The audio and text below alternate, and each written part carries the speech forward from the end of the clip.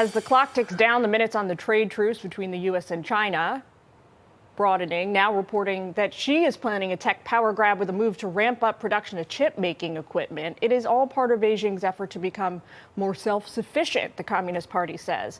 As China's job market struggles on, let's bring in Matt Pottinger. He's former Deputy National Security Advisor to President Trump. He's also chair now of the Foundation for Defense of Democracy's China program. Matt, thank you for taking time with us today. What do you make of the pause?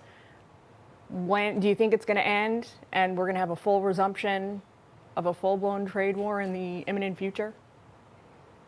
Yeah, it's great to be with you. Look, we have this pause right now where China and the U.S. have drawn down a significant amount of those reciprocal tariffs that have been in place for the last couple of months. But look, Beijing is not interested in rebalancing its economy to be a consumer economy. They're not interested in helping the United States rebuild our manufacturing sector. In fact, we saw that Xi Jinping, I want to read you a quote from Xi Jinping just last week, okay?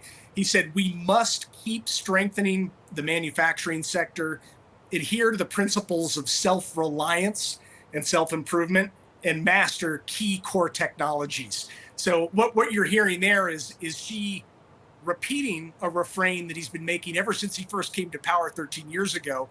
Remember, he's a Marxist-Leninist. He believes that China must dominate the means of production. That means manufacturing. And he's not going to rest until he's confident that the rest of the world is completely dependent on China for all of its manufactured goods. So that's a bit of a reality check from Xi Jinping himself.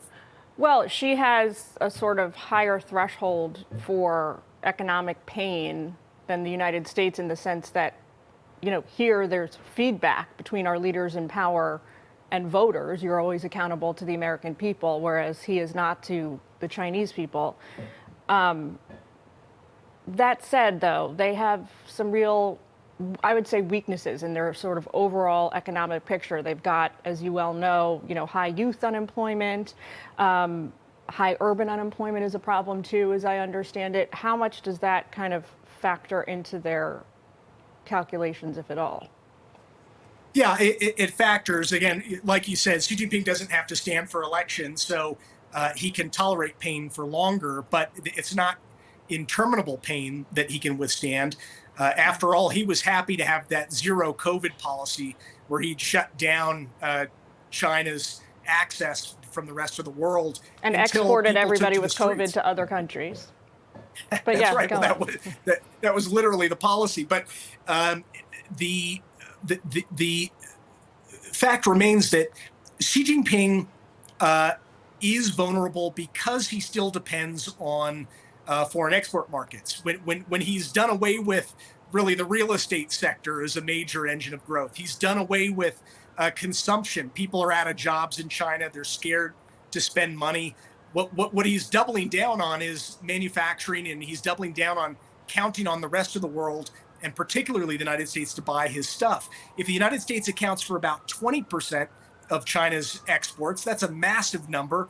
But when you account for the fact that the U.S. is also a reliable customer, the fact that we pay on time, that we pay rates, we probably account for a much larger percentage of China's profits. So that is a key vulnerability, and that's why President Trump's not wrong to be looking at tariffs as really a key lever here.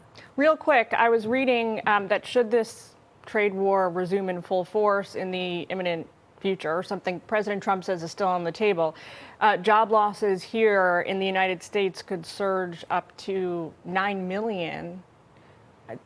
That would obviously certainly be a hard sell for the American people. Yeah, well, look, the United States has a couple of vulnerabilities. The good news is these are vulnerabilities that we can close, but it means that President Trump needs to get his National Security Council staff working on a program to make us independent of China for many of the key things that we need to maintain our own manufacturing. Rare earths, for example. Beijing knows that it's found a pressure point by cutting off rare earths and powerful magnets and things that go into making military equipment and electric vehicles. But these are fungible commodities. It's just that we've allowed China to dominate these commodities. So we need to build in a system of price supports so that people are incentivized to invest into rare earths, knowing that they can't be thrown out of business the next time China floods the market with its subsidized commodities. So that means some kind of a price support that needs to be put into place. Tariffs can play a role in that, but it needs to be a more systematic thing. Same thing for medicine or the ingredients that go into making medicines. We're much too dependent on China for those things. We've known for years we've been too dependent on those things. So it's time for the president to even if he doesn't declare literally an emergency, it has to be with this sense of emergency type mindset, real sense of urgency to break us from this dependency. Well, I was just thinking, good luck to the NSC with all of that. Matt, thanks for taking time with us today. We really appreciate hearing from you. It's good to be with you. Thanks. Hey, Sean Hannity here. Hey, click here to subscribe to Fox News YouTube page and catch our hottest interviews and most compelling analysis. You will not get it anywhere else.